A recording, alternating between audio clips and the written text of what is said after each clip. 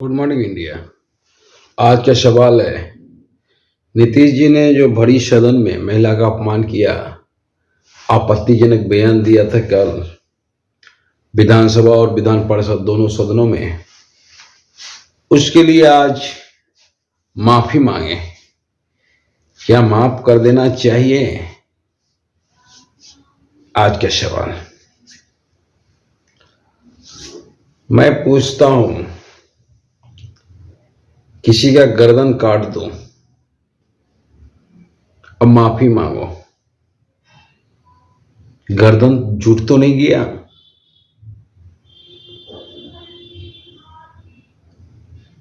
तो सवाल वही है, ये नीतीश का अपमान नहीं है। नीतीश जी बिहार के सीएम हैं और सीएम के तौर पे बिहार को प्रेजेंट कर रहे हैं, और नीतीश जी के द्वारा जो वक्तव्य दिया गया, कहीं ना कहीं ये बिहार का भी अपमान है, क्योंकि बिहार के मुख्यमंत्री द्वारा दिया गया ये बयान है। पूरा बयान मैं पढ़ भी नहीं सकता हूं। बयान कुछ इस तरह था, जब शादी हो जाता है रात में जो करता है, इसके आगे मैं जा भी नहीं सकता हूं। इतनी भद्दी बात नीतीश जी ने भरी सदनों में बोला, और उन्हीं के पार्टी के महिला दोनों हाथ से अपना चेहरा छुपाते हुए पीछे दिखी। जितने भी महिला था, या तो कुछ महिला भाग गई या तो शर्म के मारे चेहरा ढक लिया। और कल ठहाके जो लगे, नीतीश जी के बात पे हर कोई ठहाके मार रहे थे। द्रौपदी का चीरहरण जब हुआ था कौरवों के दरबार में, तो कुछ ही आदमी शर्मिंदा थे,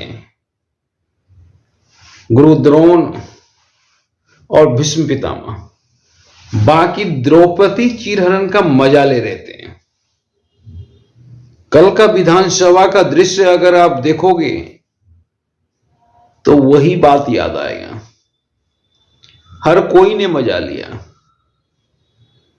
हर किसी के ठहाके छूट रहे थे, और नीतीश जी ने तो मजा इतना लिया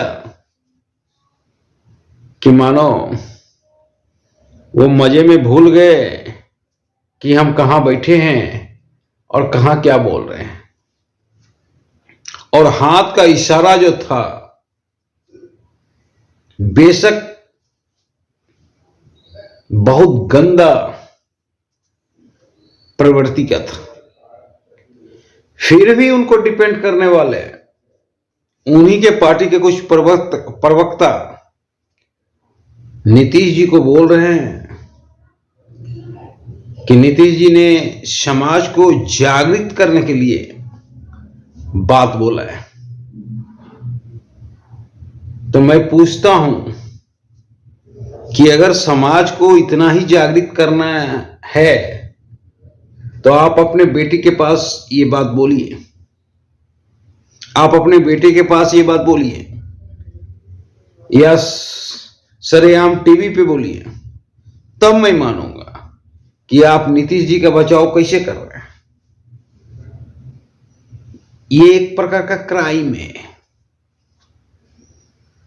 बहुत मित्रों ने मणिपुर की घटना का याद दिलाया, तो मणिपुर के घटना को जिसने अंजाम दिया था, उसका क्या हाल हुआ सब जानता है। क्या नीतीश जी का वही हाल होगा? बताइए। जो मणिपुर से तुलना करने पे तुले हैं, और नीतीश जी मुख्यमंत्री होकर महिला का अपमान किया। मणिपुर में कोई मुख्यमंत्री अपमान नहीं किया, मणिपुर में एक जनरल आदमी क्राइम किया, और यहां मुख्यमंत्री द्वारा ऐसे अभद्र भाषा का प्रयोग किया गया, इसमें कभी भी क्षमा योग्य कोई बात हो ही नहीं सकती है।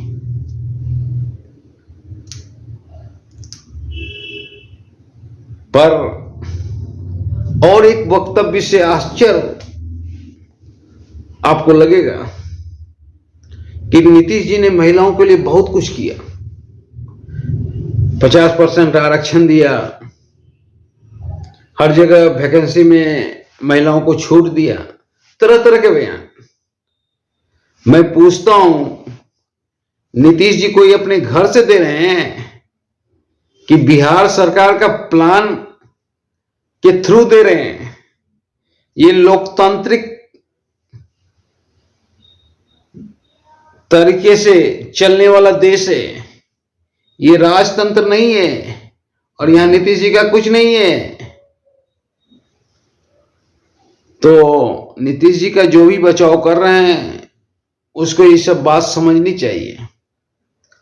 आज तक हमें नहीं लगता कि कोई राजनेता इतना घटिया बयान विधानसभा में या विधान परिषद में कभी दिया होगा। और इंडिया गठबंधन के कोई भी नेता नजर नहीं आ रहे हैं, ना तो नीतीश जी को डिपेंड करने के लिए नजर आ रहे हैं, ना तो खंडन करने के लिए नजर आ रहे हैं। सोनिया गांधी तक चुप है महिला के अपमान पर, प्रियंका गांधी तक चुप है महिला के अपमान पे।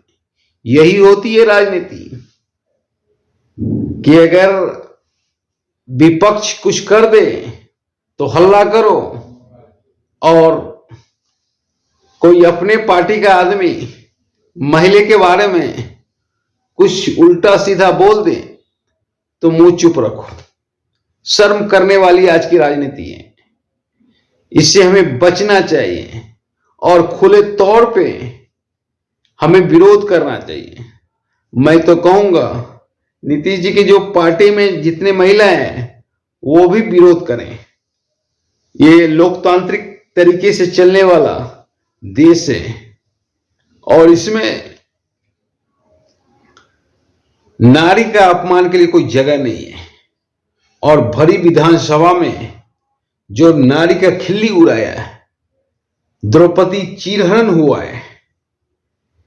कौरवों की सभा में हुआ था द्रौपदी चीरहरण, कल नीतीश जी के सभा में हुआ है, विधान परिषद में हुआ है। बिहार की गरिमा की सवाल है, कम से कम बिहार की गरिमा के लिए कुछ होनी चाहिए। अगर इस देश में कानून सबके लिए बराबर है तो इस पर दंड मिलनी चाहिए। धन्यवाद।